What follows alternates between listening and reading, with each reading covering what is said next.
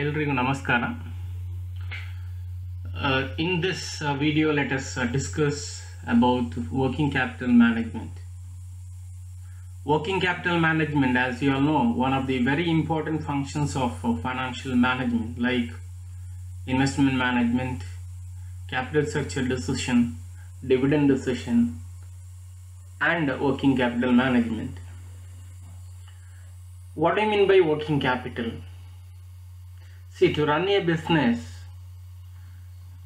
the business has to invest both in current assets and current fixed assets. Investing only in fixed asset is not enough to run the business effectively. So for that sake, it requires the company need to invest even in working capital or current assets. For example, to meet the day-to-day expenses like wages, salary, purchase of raw materials, or for any other day-to-day expenses, company need to invest some amount in the form of current assets. Say for example, in the form of cash in hand or cash at bank or bills receivable or debtors or inventory. So if the investment in these assets is very less, in such cases the company would face the problem of liquidity. As you all know, what I mean by liquidity is, liquidity means the ability of a company to repay its obligations on time. Suppose if the company doesn't have enough amount of investment in the form of current assets, in such cases the company may fail, or the company may find it difficult to repay its obligation. Say for example, current liabilities. Then the company would face the problem of liquidity, or like the company would lose its goodwill or reputation among the minds of or in the minds of creditors, and all other stakeholders. So therefore, working capital management plays a very important role in the progress and success of a company. Now let us discuss the meaning of working capital. So it is the capital of a business which is used in its day-to-day trading operations, calculated as the current assets minus current liability. As I mentioned earlier, it is the capital required for a business to run its day-to-day trading operations or trading activities, and it is calculated as current assets minus current liability. So working capital is a measure of company's liquidity, operational efficiency, and its short-term financial health. See, working capital is a measure of company's liquidity. Liquidity means its ability to repay its obligation on time. Operational efficiency, how good the company in its operations. Okay, see, operational efficiency depends upon its investment in the current assets. Then short-term financial health. See, short-term financial health depends upon the net working capital or working capital. If the company has competent enough to repay its obligations, such companies, they find it very easy to get the required financial assistance from the financial lenders or the lenders. If a company has substantial positive working capital, then it should have the potential to invest and grow. Okay, now when the company has a substantial amount of investment in the form of current assets, so such companies have the potential to invest and grow.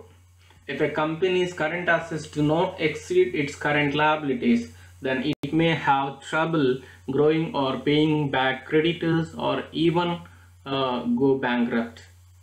I've already mentioned that when a company doesn't have enough amount of investment, when its current assets are much lesser than current liabilities, such companies may go for bankrupt, or it is very difficult for them to grow or to pay the creditors. So therefore it will affect very negatively to the goodwill and image of the company. Now let us see what are the components of working capital. So working capital calculation, you know the formula, current assets minus current liability. So therefore the components of working capital contains current assets and current liabilities. So first let us discuss current assets.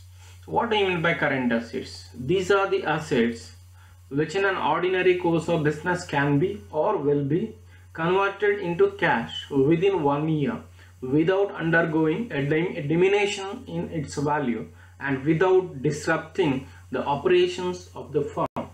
See, for example, inventory, sundry debtors, cash and bank balances, loans and advances, short-term loans and advances, etc. See, these kind of assets can be converted into cash within an accounting year without any diminution or reduction in its value, and it is not going to to convert them into cash. It's not going to disturb the operations of the firm. So therefore such assets are called as current assets. Now current liability. Current liabilities again, okay, their maturity is not more than 1 year. They are supposed to be repaid within one accounting year. Okay, fine. Current liabilities are those liabilities which are intended at their inception to be paid in the ordinary course of business within a year out of the current assets or the earnings of the firm. See, these are the liabilities which are supposed to be repaid within an accounting year, and this can be paid out of the current assets or by using the earnings of the company. See, these are the examples for current liabilities: sundry creditors, short-term loans, provisions, bank overdraft, or short-term loan. Yeah, I've already mentioned short-term loans, etc. These are called as current liabilities. So here is an example. Say the company has a balance sheet of this kind, and the total of the balance sheet is 8 lakh each. Fixed assets 5 lakh, current assets 3 lakh, equity capital 4 lakh, debentures 3 lakh, and current liabilities 1 lakh. And the total of the balance sheet is 8 lakh. Out of the total current assets of rupees 3 lakh, only rupees 1 lakh is financed by current liabilities, and the remaining 2 lakh is financed by long-term funds. Hence, the net working capital is 2 lakh. Look at here. This is the total current assets. So, out of 3 lakh, 1 lakh is financed by current liabilities, and the remaining 2 lakh is financed by long-term funds. So, therefore, current assets, look at the first definition. Current assets minus current liability. 3 lakh minus 1 lakh is equal to 2 lakh. The other one is the amount of current assets which is financed by long-term funds. Look at here. 3 lakh, out of 3 lakh, 1 lakh is financed by current liabilities, and the remaining 2 lakh is financed by long-term funds. So therefore that is another definition. Now let us move on to discuss the types of working capital. Okay, the first type is permanent working capital. Okay, it's somewhat fixed in nature. It is the amount of capital supposed to be invested in current assets as a permanent investment. So they are not going to vary according to the changes in the production or sales. So it will not change according to the demand conditions or according to the changes in the season. So they are not seasonal in nature, and therefore they are called as permanent working capital, and they are similar to the fixed assets. As we all know, fixed assets, they are not going to vary according to the demand conditions or according to the season. Similarly, permanent working capital is also like that. They are not going to vary according to the demand conditions as well as changes in the season. The second one is temporary working capital. Look at here. Temporary working capital are those working capital. They vary according to the changes or according to the changes in the demand. Okay, they are going to vary according to changes in the demand or according to the season. Okay, so they are called as temporary working capital. Look at the diagram, so where we can easily understand what do you mean by permanent working capital and temporary working capital. In the x-axis time is shown, and in the y-axis amount of working capital is shown. Okay, look at here. So this is called as permanent working capital. Okay, see, this part is called as permanent working capital.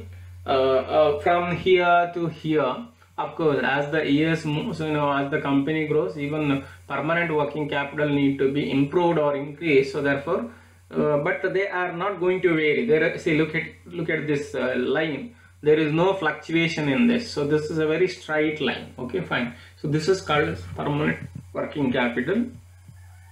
And the next one is temporary working capital. So this is called as temporary working capital.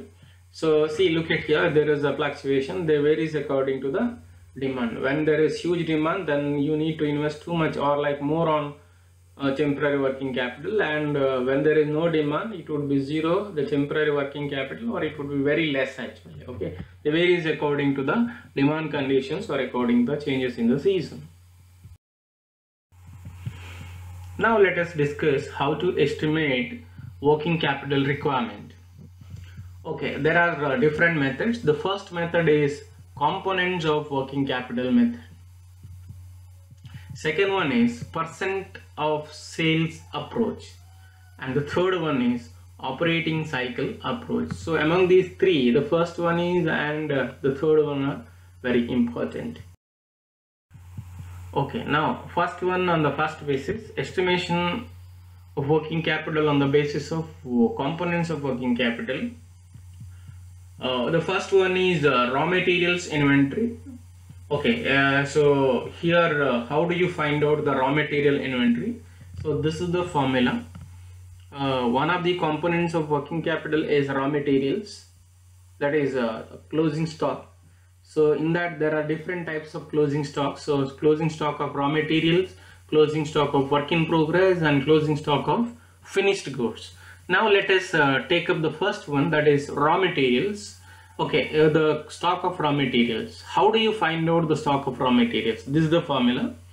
Budgeted production in units into cost of raw materials per unit multiplied by average holding period, inventory holding period, divided by 12 months or 365 days, depends upon the holding period. For example, if the holding period is given in months, then we have to divide it by 12 months, and if they are given in days, then this numerator need to be divided by 365 days.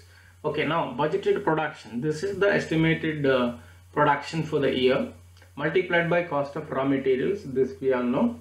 So per unit, what is the cost, multiplied by average inventory holding period. For how many days the inventories are held in the storeroom. Okay, storeroom, and that is called as average inventory holding period. So when you do apply this formula, you get the raw materials inventory. The next kind of raw material is the closing stock is closing stock of work in progress.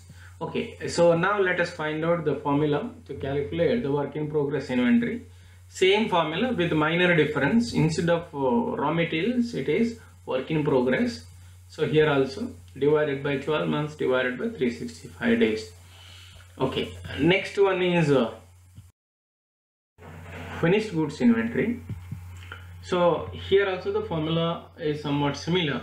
See, here budgeted production in units into cost of goods produced per unit excluding depreciation. Depreciation supposed to be excluded. So in the case of raw materials, we have taken cost of raw materials per unit, but here it is cost of production goods produced per unit into finished goods holding period divided by 365 days or 12 months, depends upon the information given. The next one is debtors. Okay, now we have completed the inventory, the first kind of closing stock, the current asset. Second one is debtors. We have started from the least liquid. The least liquid, the current asset is inventory, and next least liquid current asset is debtors. How do you find out the debtors from the given information? Okay, now budgeted credit sales, because credit sales is the reason for creation of debtors, or like debtors are created because of credit sales. Okay, budgeted credit sales in units multiplied by cost of sales per unit, not cost of production, of course, here also excluding depreciation, into average debt collection period, how many days the company is going to take to collect the debt, divided by 12 months or 365 days. The next kind of working capital component is trade creditors. So trade creditors is one of the current liabilities. How do you find out the trade creditors? So budgeted yearly production in units into raw materials required per unit. Okay, so here this is the formula, into credit period allowed by creditors. So budgeted yearly production into cost of raw materials required per unit into credit period allowed by creditors. So here budgeted yearly production into cost of raw materials per unit into credit period allowed by creditors divided by 12 months or 365 days. Next one is direct wages. So the formula is budgeted yearly production in units into direct labor cost per unit multiplied by average time lag in payment of wages, maybe see like outstanding, for how many days it is outstanding, that is called as average time lag, divided by 12 months or 365 days. Next, overheads other than the wages, so other than depreciation and amortization, because they are not going to consider here for the working capital calculation. Budgeted yearly production in units into overhead cost per unit multiplied by average time lag in payment of overheads divided by 12 months. So here overheads means indirect expenses. So indirect expenses are also called as overhead expenses. So overhead cost per unit is supposed to be known, or it has to be calculated, and then it can be used in this formula to calculate the amount of investment in overheads. Then operating, the second important approach to find out the working capital requirement is operating cycle approach. So these are the stages here. The first one is you have to find out the conversion of cash into inventory. Okay, find out the number of days or months required to convert cash into inventory. Second one, after the inventory is purchased, in the sense whatever amount of cash you have, from that you purchase the inventory. So, and that is called as cash into inventory, conversion of cash into inventory. Then after converting cash into inventory, inventory is to be converted into receivables. Okay, that is the second stage. That means you are going to produce it and sell it. You sell it, then you are going to sell it to someone on credit basis. So in such cases, it is going to be converted as receivables. So for that, inventory conversion period can be calculated by using this formula. Inventory conversion period is equal to raw material conversion period plus working capital conversion period plus finished goods conversion period. So with this you get the inventory conversion period. Okay, look at here. First you purchase the raw materials. So here cash is converted into raw materials. Then raw materials are put into the production process so that they are in the work in progress. So it takes some time for get it finished. So once if it is finished, so it becomes finished goods. Okay, finished goods conversion period. So in total it is called as inventory conversion period. So finished goods are sold and it requires some time for selling them. As soon as they produce, they are not going to be sold, so they are supposed to be stored somewhere in the storehouse. So that is called as finished goods conversion period. So here raw materials conversion period can be calculated by applying this formula. Raw material inventory, what is the total amount of investment in raw materials, multiplied by 360 days or 365 days divided by raw material consumption. So total raw material consumption. So this is the formula which can be used for calculating the raw material conversion period. The next one is a work in progress period, conversion period. Work in progress inventory multiplied by 365 days or 360 days in a year divided by cost of production. Similarly, we need to calculate finished goods conversion period. So that is given by this formula. Finished goods inventory, that is closing stock of finished goods, into 365 days or 360 days divided by cost of goods sold. Okay, so these are the three formulas with which you can find out the inventory conversion period.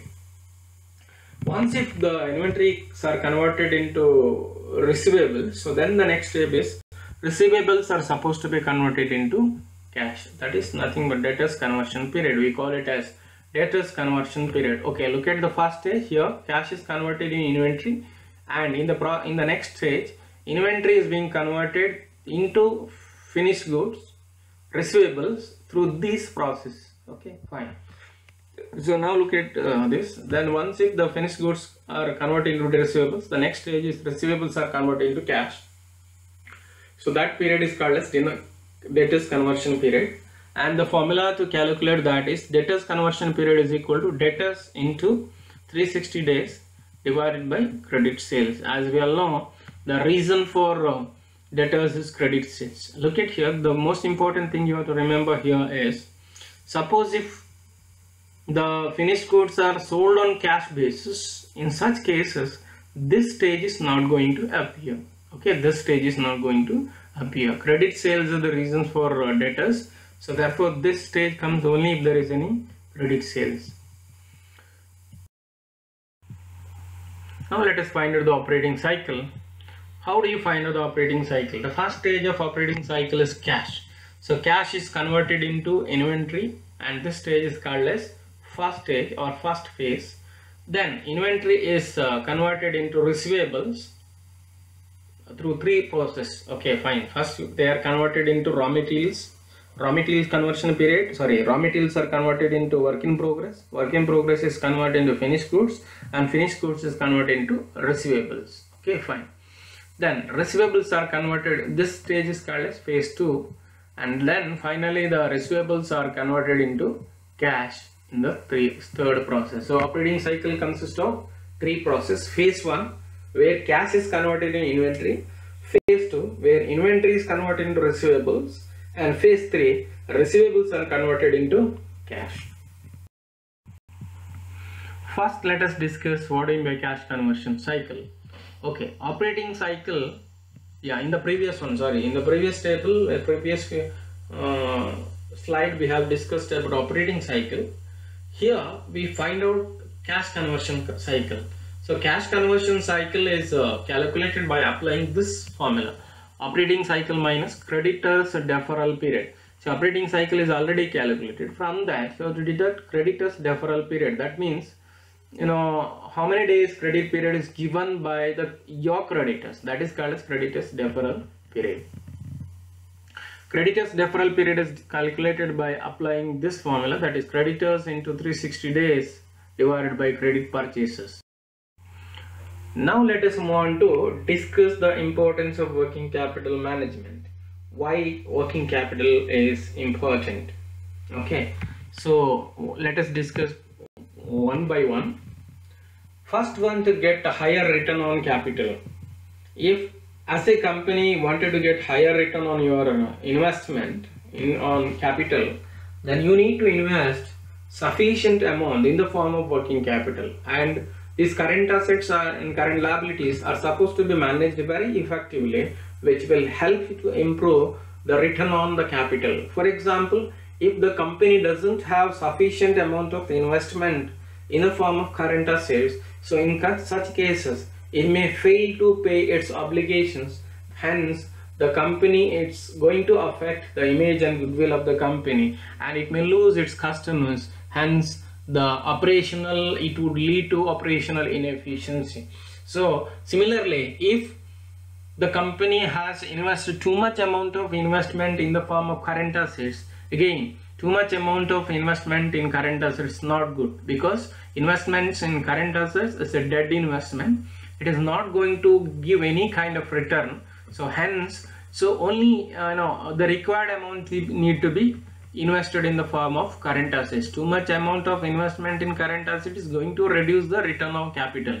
So therefore, a proper measure has to be taken so as to invest only required amount, with which the company can face, or like a company can manage its liquidity very effectively. So efficient management of working capital leads to higher return on capital.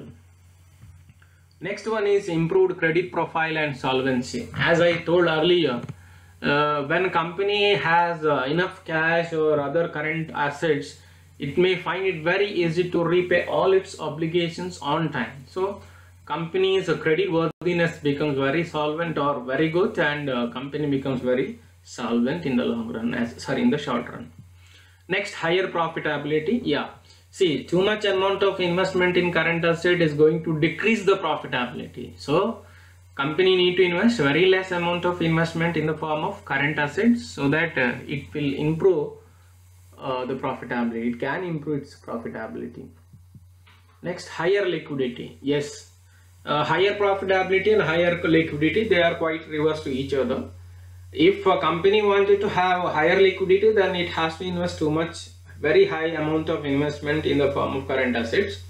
And if company wanted to have high profitability, then company need to invest very less amount of investment in the form of current assets. So therefore there should be a equilibrium, or there should be a trade-off between these two objectives, profitability and liquidity. So as far as liquidity is concerned, it says that like to have a better liquidity, company has to invest very big amount of investment in the form of current assets. Next one is increased business value. Yes, when you are very strong as far as your liquidity is concerned, when you are able to pay your obligations on time, you need not worry, or you need not find it very, you find it very easy to manage your business, and it is very useful for you to create value, or like it is very easy for you to improve the goodwill of your company. So therefore, because of all this, it improves the business value of the firm. Favorable financing conditions. Since working capital, effective or efficient management of working capital enhances the credit worthiness of the company, find it very easy to get the financial assistance from the outside lenders.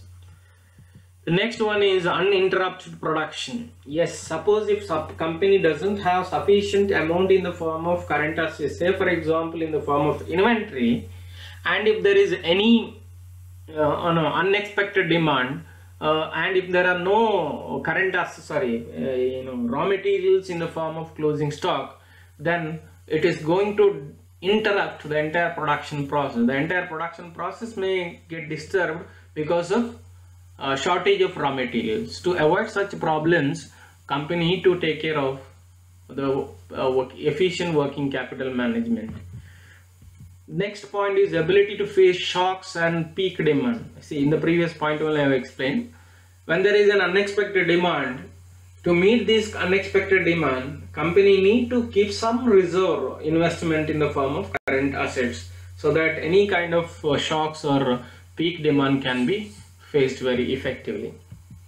Next one is competitive advantage. When you are strong enough as far as your ability to repay your obligations concerned, you find it very easy to attract the suppliers. You find it easy to get the customers for your products, because of all these reasons your competitive capacity becomes very good. And of course, I have already mentioned in the first point, efficient management of working capital leads to higher return on capital and higher profitability. So all these will improve the competitive capacity or competency of the company. Next, improves the goodwill. This point is already explained. So efficient management of working capital improves the goodwill and image of the company. Advantages, cash discount. When company has enough amount of investment in the form of current assets, say for example cash, if someone offers the raw materials at a discount for a large quantity of purchase, company can make use of such benefits or cash discounts, such kind of discounts,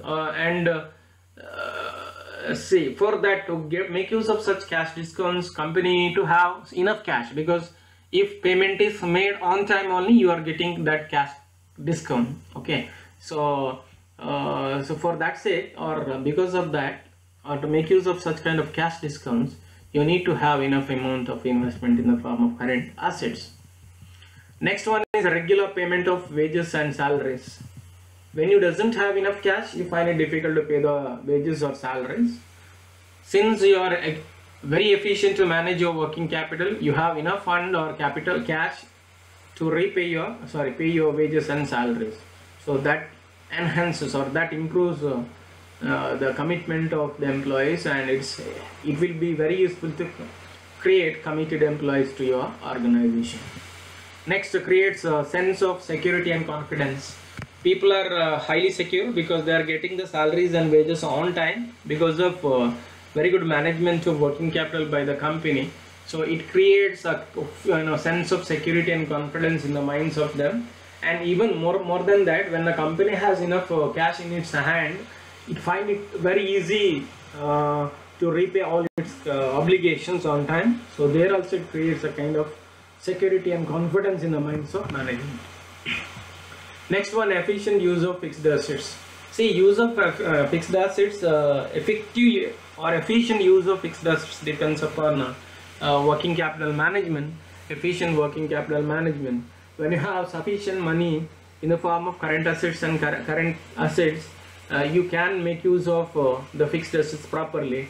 When you don't have the cash to pay the salary or wages, your employees may go for strikes or lockouts. In such cases, the production may get disturbed, and during the time of strikes or lockouts, these fixed assets are going to become useless, or like they are not going to be used. So therefore, inefficient use of fixed assets. Okay, see, this kind of liquidity problem leads to ineffective or inefficient use of fixed assets. So therefore, for the purpose of efficient use of fixed assets, you need to have sufficient amount of investment in the form of working capital. Then timely payment of dividend. Yes, payment of cash dividend depends upon the cash reserve of the company. When a company has enough cash in its hand, it can pay the cash dividend. So therefore, that is another importance of working capital management.